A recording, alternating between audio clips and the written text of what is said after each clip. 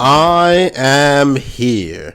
This is X35 Earthwalker, the one true Earthwalker, the legendary Eternal Soldier himself, and welcome back to another awesome podcast episode, which I hope to turn into a video as well. Hello everyone, I hope you're having an awesome day. Time for some more positive stuff. I'm going to be talking about Dragon Age the Veilguard, and this is going to be like my, I guess you could say, final thoughts on the matter. Because if you've been watching the previous videos we made and listening to the previous podcast episodes, you'd already know my takes on it. You'd have seen all the debunking of some idiots online and the stuff, and I've like explained the game, and I've proven and showed how it's actually an awesome game, and I've really enjoyed the game. It's easily one of the better RPGs out there, and I can see why I was nominated by DICE for RPG of the Year and all of that, and I can understand why it got all those high scores, you know? I mean, some groups gave it 10 out of 10, and I think, you know what? Well deserved. It's earned. I can see why it's 10 out of 10. I'm not going to argue someone who gives it 10 out of 10. As you know, I personally would give it a 9 out of 10 because of a few choice decisions that they did deliberately. It wasn't game developer mistakes. It was deliberate negative things that they did on purpose, which I think, you know what, I got to take a mark off for that. But if you ignore that, yes, the game is easily worth it for 10 out of 10. Just by the sheer work and effort and heart that's gone into it, what you could do, the amount of different armors and designs and stuff, like, it's crazy. That game is just that darn good, right? And like, I'm not gonna get too much into any more debunking and like countering these claims by, you know, these YouTubers who are often inferior intelligence and stuff like that. I've already done that in the previous episodes. I've done like a number of that. Now, disclaimer. I'm not 100% well. My voice is affected a little bit, but I still have the means, you know, to go on. You know, God's grace is sufficient for me. So you might hear like a sniffle, whatever it is. And don't worry about it. I mean, we're adults, we're grown-ups, man. People understand when you're not well, you're not well. Some people lose their voice and all that kind of stuff. Not me. Too powerful for that. We continue. Now, the first video I made, it was like when I was like almost 5 hours in. That's because of, as you know, the game trial of Dragon Age the Veilguard. You get to play for 5 hours because of the EA Plus that was, again, connected to the Xbox Game Pass. I was able to try that out, and that's how I got into it, and thank goodness I did that. I discovered a real banger right here. The next video I made, I think I was like 15 hours in, and the next video I was like, I can't remember how many hours in, but I was way deeper. And then there's like some more like final words kind of things to give in the grade and talk about some stuff, and because I beat the game. So you guys know I've already beaten the game. My first playthrough was like 86 hours, I believe, which is, if you can't tell, that's a lot. 86 hours. That's a lot. And to give a comparison, there's some other games I played which were big games. I've got like 70 or less, like even like 65 hours in them and stuff like that. So this is a big game. It's loaded. There's a lot in there. And then now I'm doing a second playthrough. I'm playing as the Rogue class. And because I just wanted to try out each of the classes, and we'll get more into that like further on in the episode, but it's just a number of things. And I have to say, I want to talk about this. This game is awesome. It's an excellent game. It's amazing. I've had an absolute blast with it. I enjoyed it from start to finish. There wasn't actually, you know, some games, there are some moments where you're just like, I wasn't too thinking about that. Like, as much as I always will praise and talk amazingly well about Final Fantasy 15 and how, at the time especially, it was like the greatest game ever made. Greatest is not the same as best. They're two different things. Again, if you lack wisdom, you will understand the difference. But there's like the difference between two. The greatest. But even that game had like a moment where I'm just like, if I could like skip this part, low-key I would, but the rest of the game is all fire all the way through, straight fuego, right? That's how it was. But with Dragon Age the Veilguard, I didn't have a moment where I was just like, I don't really like this. And then because of its pacing and how it's designed, there was never really like room for something like that. It's just been a blast all the way through. And I think, and I know people, again, the retarded anti-woke mob and hate grifters, and making videos talk about this game has been, like, it's available on like PS Plus, and its numbers are not doing well there. Well, first of all, idiots, nothing does well in PS Plus. I mean, people act like it's a gotcha. No. All the games that's on PS Plus, none of them really does well. Because everyone knows and accepts, if you're being honest, that PlayStation Plus is an inferior version of Xbox Game Pass. And I'm not even talking about Ultimate. Heck, it's inferior to Core. Like, It's not even close. When the PS Plus like does its thing, no one's talking about it. Again, the Xbox tax. When Xbox does something about it, or a change, or ups this, or moves that, lowers that, puts this in there, there's news people are talking about it. When PlayStation Plus does something, nobody seems to care. It's just, okay, we see it, we move on. So people cancel the PS Plus subscription and stuff like that. So yeah, saying it's not doing it as well on PlayStation Plus doesn't mean anything. Again, you want your desperate views because your content's trash. I get it, but like, it's, again, dishonest. If you want to follow dishonest people, you're stupid yourself. But no, I would say to people who are on PlayStation, you have access to the PlayStation Plus, I would encourage you to give it a try. If it's on the Plus, that means like with Game Pass, you're basically playing it for free. You don't really have anything to lose. Like, give it a try. Give it a try. It's an amazing RPG. It's got a lot going on. And if you don't like it, you can just uninstall. Like with all the things in the Xbox Game Pass. If I don't like it, I just uninstall. Or if I'm trying to demo and don't like it, get up out of here. That's it. But don't be like the fools who are talking about it, but they've never played it. And they never tried it, never seen it through. I've actually exposed some people in my comment section who clearly show they never played it and stuff like that. They made some false claims. Try to get it for yourself. And that's a problem I think with today. People don't know how to try and figure things out for themselves. Like, they can't think for themselves. I think that's the bigger problem. I've even seen like a grown adult online talking about, I don't know what to think about this game. He wasn't talking about Veilguard, it's talking about something else.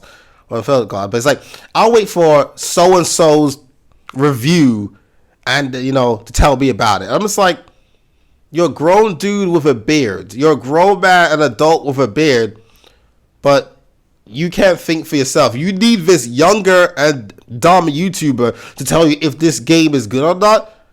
Then yes, you're stupid. Like, how incompetent can you be? You trust yourself enough to choose who you wanted to marry, but you can't trust yourself to decide if a game is good or bad for yourself. Like, I'm saying, people have lost the ability to think for themselves. Everyone gotta be sheeps, and not the good kind of sheep, the bad kind of sheeps. It's ridiculous. My gosh. I mean, people have lied about this game. We've already gone over. Like, you still want to see me completely debunking all these things, and it's in the previous episodes of videos as well. Like, I dealt with the whole lie about the Kunari race and its transformation because people are forgetting that the Antom exist and their design and stuff like that. People said that the choices don't matter in the game. That's a lie. I mean, my first run, I was playing as the Grey Warden, part of a Grey Warden. In this one, I'm a Veil Jumper, and already there are clear differences between the two. Well, yes, my origin and my story is different, from saving some friends' lives, but depending on how you did it and stuff like that, from like just blowing up this bridge or losing this precious map. Now, my relationship with certain characters are automatically different as far as my experiences. For example, my character's now got beef with Strife, the leader of the Veil Jumpers. Ireland is happy with me and good with good comfy. Belara. We got along so much more easily. I mean, I wonder how things are going to be with Davrin now. Since I was Grey Warden, we and Davrin being Grey Wardens, we had that connection. But now that I am Veil Jumper, let's see how his dialogue changes now. And then it also affects whatever attributes you got as well, like an additional bonus that comes to it. Like this class, you do more damage against, the Blight Spawn. The Blight Spawn? I forgot the names. The Dark Spawn, that's it. You do more damage against the Dark Spawn. But as a Veil Jumper, you have this bonus and stuff like that. It makes you wonder. So if I was a Shadow Dragon, how would my character's relationship and interaction be with Nev, since she's a fellow Shadow Dragon as well? So the differences in that. Dialogue options have changed a bit as well, because some options you get is like a character background option. Like as a Grey Warden, because my experience with Archdemons, I can say this. But now as a Veil Jumper, I got a different response to that. You can see it with the symbol when you press the bottom option, and it opens up some more down there. And I like that. So there's already been changes. So the people say your decisions don't matter. That's just straight up just a lie. Regurgitated nonsense. I've been having a blast. And now when I played as the Rogue, things are going to get a heck of a lot different. It's been amazing and quite different. Like the Rogue is a different kind of beast and machine from the Mage. Now right off the bat, obviously, a little biased as well. I prefer the Mage. The Mage is also the stronger, like the obviously more powerful class, which would make sense. I mean, the Mage class, I could literally drop flaming meteorites on your head, just at high speed as well. I'd have dropped that down faster than Fujitora can for One Piece. Whereas the Rogue, I'm stealing a potion from my enemy, doing damage to them, and healing myself for free. So they're different kinds of powers and the way that they operate. And they design them quite well to the point where they also feels different. Like, yeah, I'm nowhere near the max level of a rogue, so I can't do a full comparison of it yet. But as a rogue, I'll say definitely I'm more mobile. I'm also more squishy. You know, the parry window is short as well, like it's different. And I gotta get used to that. I am rusty. I jumped off other games recently. I've been playing a bit more again of like Lords of the Fallen and stuff like that, with their parrying and stuff going on. And I gotta get used to that. Like that Venatori with the double like Reaper Siphons, he will jump, flip over, his legs come around. So it looks like the legs is gonna hit you, but it's not. And you see the symbol telling you it can be parried. And then you gotta wait. And then when he stops, he slowly turns and then drags his blades across. And if you a lot of times you can just press it too early, you miss it, and you get smacked. Kind of like how the bosses in Elden Ring be delaying their swings and stuff like that. It's so annoying. Every single one of us has been caught by that at some point. We're all guilty of that in Elden Ring. They did a similar thing. Well, the Venatori guy does that when it comes to Dragon Age the Veilguard. And man, they're fast and annoying. But since I'm a rogue, keep up with them is easy. And I get blocked way more because now that I'm using melee attacks, they can block and push my character off. Whereas a mage, if I blasted them, they could have blocked that. They just had to just keep their shields up or move forward and kind of like tank it. Now, of course, the mage is the easier class to play, and is brain dead easy if you play it the cowardly, like, you know, weak, boring way that like people like Cold Carnage play them. You just stay in the back, spam the staffs, projectiles, and that's it. And he wants to complain. The combat isn't as deep because yeah, Cold Carnage, you idiot, you're playing it like a boring person. Switch it up, use your abilities, sword and orb, parry, go in the strike, set it up, arcane bombs. He doesn't do those things, so of course you're gonna think it's stale. But now with the rogue, I'm in there all the time. I know I got a bow, which if you get the headshot, those you play first person shooters and stuff, and third person, you should be used to that. Get the headshot, get good damage, break down their barriers, and it's a good, like, reliable projectile, you know, attack, and it regenerates over time and stuff like that. I'll say an honest, fair pace. You get those arrows back nicely. Looking forward to more upgrades for the bow and arrow though, so I can really get that like sniping damage, get the headshot, get the critical spots, and you know, bring the pain on home. You know what I'm saying? I'm liking it.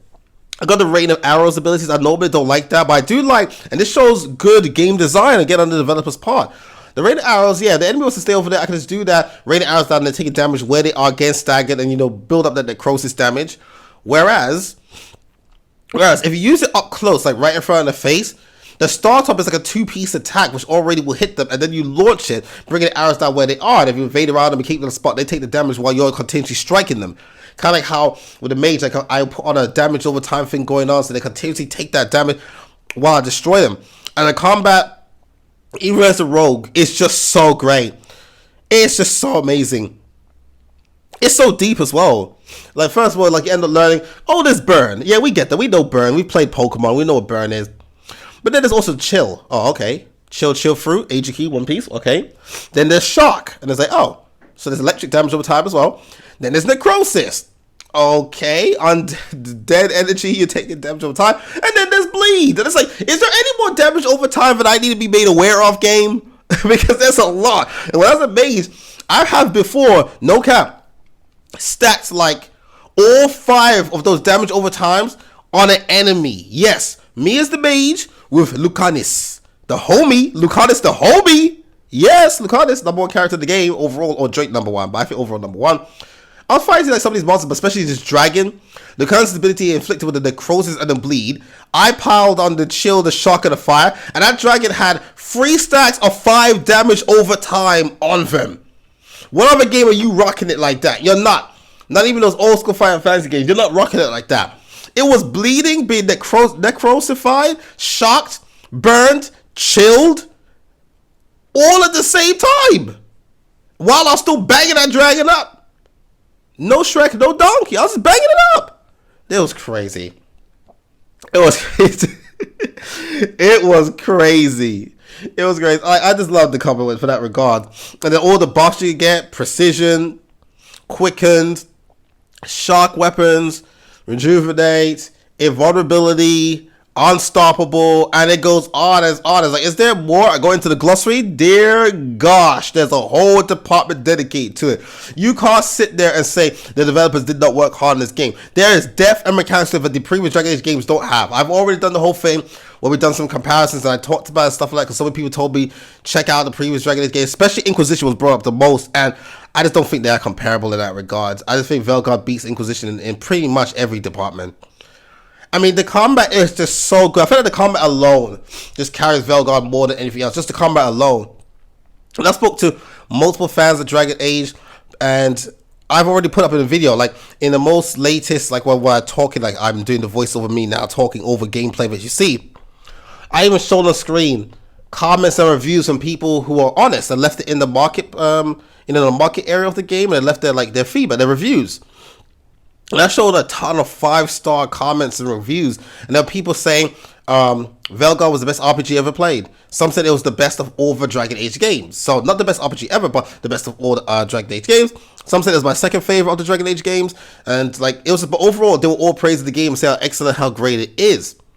You know, really, just really enjoyed the game. And I even showed comments of people online. I put it on there, so it's there. You can see it. I reshared it. You can check my feed on X, Twitter. I see for yourself, but people who literally admitted that Veilguard spoiled them, and now they can't enjoy the previous Dragon Age games. Right? I saw comments of people talking about, you know, the combat Veilguard is just so good, I just can't enjoy the previous Dragon Age games anymore because of the combat. It's just to go from the smooth, fast, reactive, parry, multiple effects, abilities, attacks, teamwork this, coordinate, detonate, prime, you know, all of this, and they go back to the slow, clunky, stuck on a rock, stuck on a tree, you know, bad animations, horses, you know, off the combat, and it's just like, it's such a downgrade, and it should be a downgrade. It's like a game like, 10 years old or something like that. That's 10 years. We talked about that. That's crazy. That's 10 years ago. I'll say it one more time. If you're 25 and you're watching this video or listening to this podcast episode, 10 years ago, you was 15. You was back in school. That's what 10 years mean. It's a freaking decade. Of course, it's not going to stack up to Veilguard's combat. There's just no way. Heck no, there's no way.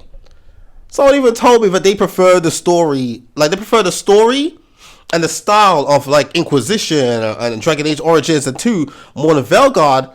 But the combat, it's just ruined. Like, every time it comes to the combat, it's just like, the moves drop together. It's like, look at this. And they always, it's like it's like they're dreaming of that other woman. They're just dreaming of what they had with Veilguard. Like, when Veilguard did all this and it felt good. And you, I prefer you overall, but you don't hit it like, it's just like that. And I put them up in the video so you can see. So you can't say it's a bad game. Again, to say it's a bad game exposes that you're stupid. Because you know what a bad game means? A bad game is quantum error. A bad game is Skull Island Rise of Kong. A bad game is Lord of the Rings Gollum. Those are bad games. And we all admit they're bad games. And there were some people who gave Quantum Error 5.5. But yet that idiotic retard, Angry Joe, was to give Veilguard a 3 out of 10? Are you telling me that Veilguard is down there with Lord of the Rings Gollum?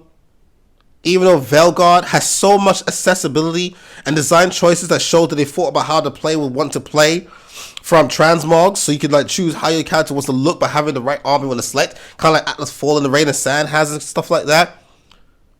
The fact that Veilguard is fully voice acted, people want to talk about, oh, Val doesn't have fully voice acting. Oh, in 2025, 2024, you know, the era of dummy characters who are silent protagonists, that needs to go. But they didn't say that during Baldur's Gate 3. They had nothing to say about that.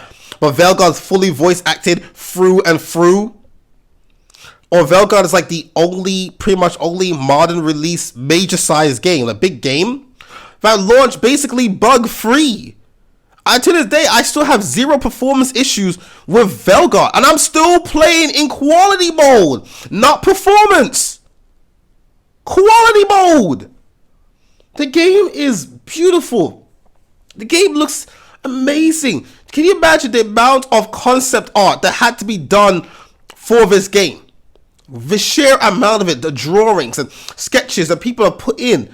I mean, look at oh gosh, to build it. And these vast worlds, like the view in Oliphant Forest. The flying like fortress like police area of Minrathous. The beautiful night city and like the waters and stuff, of Televiso. Like, all of these spots and that mountainside view that we got from an area where the dwarves were chilling, who we thought they were dead because they got sealed in to stop this plague. Like, and then seeing what mountain, which looks like a complete titan in the distance with his arms stretched out. All of this is amazing. But then you want to sit there and just be a nasty individual and just like troll on the game? Sucker, you the worst one here, not the developers. Like, it's a amount of work, and then the amount of sketches and designs that have to be done for the different armor. Now, as the rogue, since I'm starting again, I got none, basically. Very few selection. But as the mage, I had tons of armor, weapon designs, and I can pick any one of them thanks to the transmog settings. I can do all of that.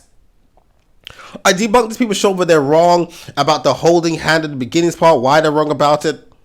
I debunked them on the whole what you get story and why they say this bad and this doesn't make sense or whatever. I debunked them on that. I even debunked them on Tosh, because you already know they always want to pick a Tosh. Every time you see someone make a video on YouTube and the thumbnail shows Tosh, you already know it's done by a retard. I always just skip those videos. It's a waste of time. You already know what they're about. Like, once again, 100%. I was wrong before. I said 95%. No, I'm wrong.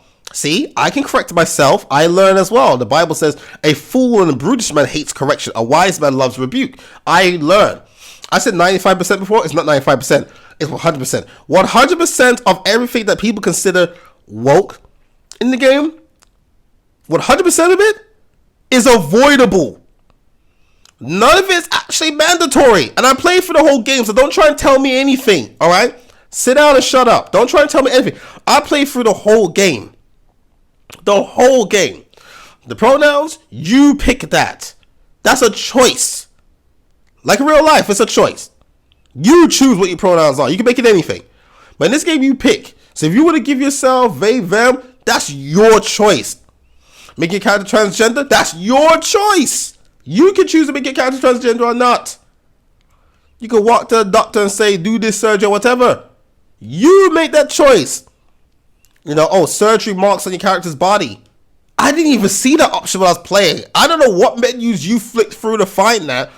I didn't even see it. I know it's there, but I didn't even see it. Again, it's a choice. You can choose to give your character the scars. You chose that. Oh, what about, Tosh and her thing? You do know you don't actually really need to do any of like the side missions and stuff with Tosh. I know you want to get all your characters and heroes to be heroes of the Veilguard and stuff like that, but you don't need to. You can just avoid interacting with Tosh. You could if you wanted to, and then you would avoid all that stuff. Oh, and the Give a Barv, which is absolute garbage scene. The only funny part about it was Balara at the end trying to do press ups, which she was struggling with, by the way. You can tell she doesn't work out. Struggling with that because she forgot to bring the cheese sticks, which was like Tosh's favorite snack.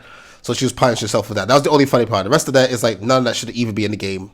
Get it out of there. BioWare, you messed up with that, right? But even that infamous scene, it's not part of the story. It's part of the side quest. So it's avoidable. So everything that's considered woke in the game is avoidable. So again, it proves these guys are all just liars. Man, I tell you, man. What kind of person must you be? And you do it to Avowed. You do it to Assassin's Creed Shadows. Well, the racists definitely do it. You do it to all these people where you're like, instead of you just make it your purpose to go online, take spare time out to hunt down videos and pages of people across Facebook, X, YouTube, Instagram even, to find people who do like the game and say something positive about it, to downvote their video, leave the laughing reaction emote on Facebook, which makes no sense. If you're laughing, it means you find my thing funny. I assume you're therefore enjoying it. Right? A laugh is a win for me. And you're just there trying to be negative and leave a comment to try and attack these people. Like, that's your job. Like, not an automated bot. This is you, a troll. And you're not even getting paid for it. Because some idiot in a YouTube video tells you how to think because you're too dumb to think for yourself. You made it your purpose to go online, hunt down these people, stalk developer accounts. Whenever your BioWare posts something, whenever Ubisoft posts something, whenever it's Obsidian, We know what they do with Starfield and Bethesda, right? You just find them so you can be in there to downvote, to leave a negative comment, and be like, look at the likes I got low. Like, I guess that's the only achievement you ever got in your life. Like, that's what you did. You're choosing to be a menace and a negative person to society. Therefore, making you, in terms of earthly value, not reality value, in terms of earthly value, you're absolutely worthless. Like, if you just disappeared, the world would actually be better. If you got rid of all of these trolls and bots. You could have instead decided to take that time to do press-ups and work on your physique. You could have took that time to read your Bible and come to know Jesus Christ and save your spirit, be with the Lord, hear his voice. You could have took that time to go for a walk, get some fresh air, walk through the park, maybe meet some people. You could have gone to the shops. You could have talked to your mom on the phone. You could have, gone to the community center, go swimming or leisure center, meet some people. You could have helped and done some serve some homeless people, help with some feeding and stuff like that. You could have typed a positive message out there and said, for all you guys enjoying the game, keep enjoying it. That's all. You could have typed good morning and shared on your social media. But you chose to be a miserable SOB who just likes to be a troll. That says more about you. That's why I'm not upset or moved when people like that appear in my comments. It's like, I'm sorry, I'm not going to be moved by inferiors. If you're going to make yourself a troll, by definition, you're inferior to me. I'm not going to be moved by that. I think it's pathetic. All the things I do in my life, I actually do things in the community with people, parents, families, young people, and people with disabilities. I know I'm actually doing something. So if I disappeared from this earth, it would affect a lot of people. Just because I haven't got 1 million subscribers doesn't mean I'm not doing big things. You don't know what I'm doing.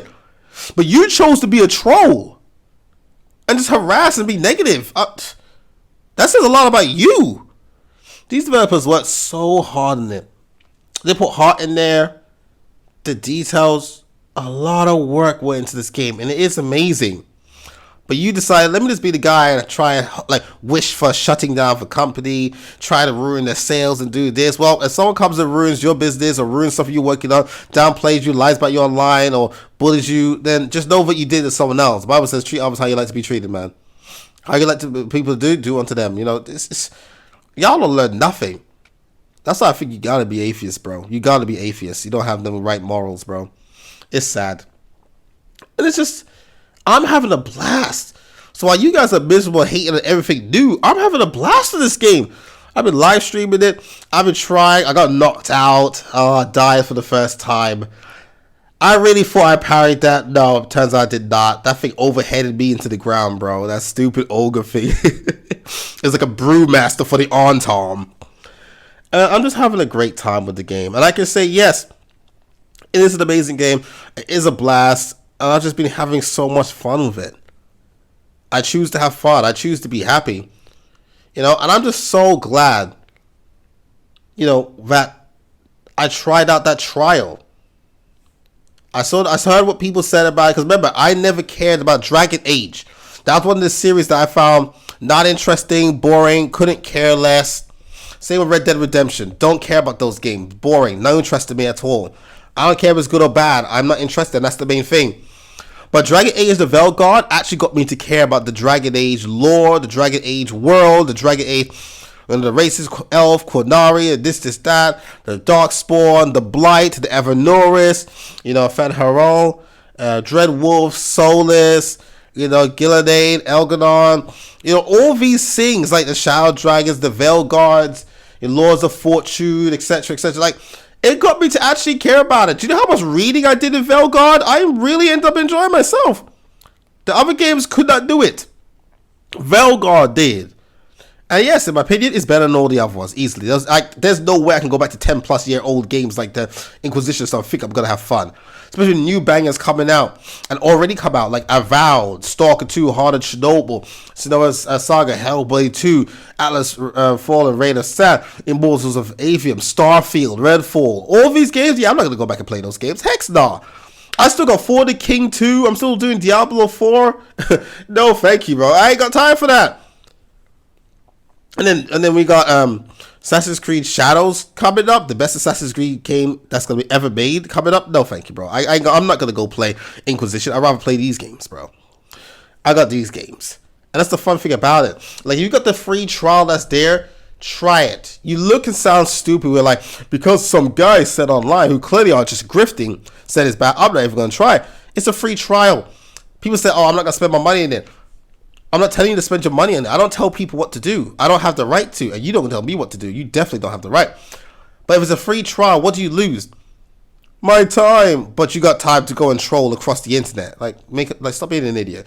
And the fact that it's free on PS Plus, it's like, please, people, learn to think for yourself.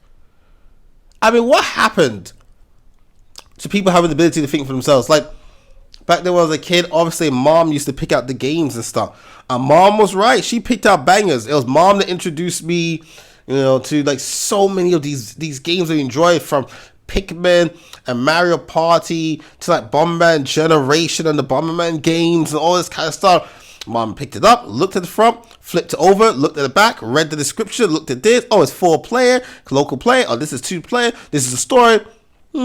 Seems good. Bring it back. And we just had a blast. Now people literally can't think for themselves. They gotta wait for Angry Joe. Like, what kind of idiot are you? You can't think for yourself. Aren't you an adult? So you can pick out an apartment for yourself. You can pick out books, cereal, food, what to cook, who to marry, your job, whether to take this promotion or not, whether to move, which broadband provider you want, right? Which domain host for your website. You can think and decide all that for yourself, but you can't do it in the game? Man, there's something wrong with you. This is ridiculous. But yeah, I just wanted this to be like my final thoughts of the game. And I beat the whole thing, and the story is beautiful. The part that will never leave me is the part where, again, Solus finally got to see his dear friend Mythil, whom he loved, and Mythil apologized for basically taking advantage of Solus, kind of getting him to do this because he doesn't want to disappoint her, and apologizing and saying, I release you from my charge or from my service, something like that. And Solus's reaction, how he folded up and shivered, that was hard feeling, bro. That was done so well. I recorded that, I put that up on my channel so you can see that scene for yourself in all its glory. And no, these videos don't do justice to what I can see on my screen. My screen, everything looks more cleaner and better. But that's the thing where you have live stream footage and recorded footage. It's not going to be on the same equivalence from what I'm experiencing. But gosh, oh gosh, that was done so well. That was so beautiful. That was beautiful. And I can understand it when people, I see them in the comments. Some people are like, on reviews and stuff, they talk about, oh, I'm on my third playthrough of the game. I can understand. This one person said, I cried 3 times playing this game. This grown-up dude said he cried once. This other lady said she cried twice. I can understand it. This game is amazing, and it's done very well, and the story was great, and how you do things with the characters, and nah. Amazing game. I truly just, yeah, and I'm glad to be playing it again for the stream. So if you want to see me playing as the Rogue, just tune into the live streams. I'm there Tuesday, Thursday, and Saturday. That doesn't mean I'm always going to be playing Veilguard. I always play a variety of games. I swap it around. So who knows? Maybe the next time I play Veilguard will be Tuesday. Probably not tomorrow, Saturday. So we'll just see from there. And last part, because I'm not going to do any like debunker stuff, I will talk about this. It's funny how the things people are complaining about with some new games has come out. And they say, oh, this game doesn't have this, or this game needs that, and stuff like that. Yeah, Veilguard has it. Oh, why can't I change my armor to look like this without me losing the stats and stuff like that? Veilguard has transmog, so you can make yourself look how you want, but keeping the stats above the armor. Oh, this game's a silent protagonist. Where's the voice acting? Veilguard has the voice acting, but you didn't appreciate that either. Right? Oh, well, there's no romance in this game. Why is there no romance? Veilguard does have romance. It's not deep or amazing or anything like that, but it does have romance and choices like that. Like, this isn't funny. People complain about these kind of things and stuff, but yet Veilguard does it. Nah, this game is buggy, man. Veilguard had no bugs. So I don't know. You can't please these miserable SOBs. You can't please them, man. But yeah, I just want to give my final thoughts on this amazing game. People want to release and put the negative stuff out there. I'm allowed to put my positive stuff out there. And yes, this game is amazing. Yes, worth it for 10 out of 10, deserves it. I'm giving it a 9. 9 still means it's freaking fantastic. You know, and yeah, playing it again, I'm having a blast, and I'm going crazy with the road. There's lots for me to do. So, yeah, I don't want this to be nowhere near as long as the others. Leave it as that. And, yeah. I got it with that great discount from Xbox Gave me, and I'm grateful for that. Now if I got it, I can go back in for some great magical adventures anytime. I'm back dealing things in Televisor and see all these characters and knowing the plot. Yeah, and I'm doing some things differently. I'm going to let this other city down, get attacked by the dragons, and I'm going to go save this other city instead. So I'm going to do some things differently, see how it is. I'm sorry, Lucanis. I'm going to let you down, man. It's what's gonna happen. But I'll leave it there. You guys, I love you. Jesus loves you. Have an awesome day. And just have fun. Don't be miserable. Don't be negative. Have fun and be great. Think for yourselves. And I can guarantee you, it's an amazing game. It actually is an amazing game. I'll leave it there. There's more I can say. There's easy more. You see, I can easily talk for over an hour. I'll leave it there. Regardless of what's going on, guys, make sure to do the Earth Walk. And I'll see you guys around.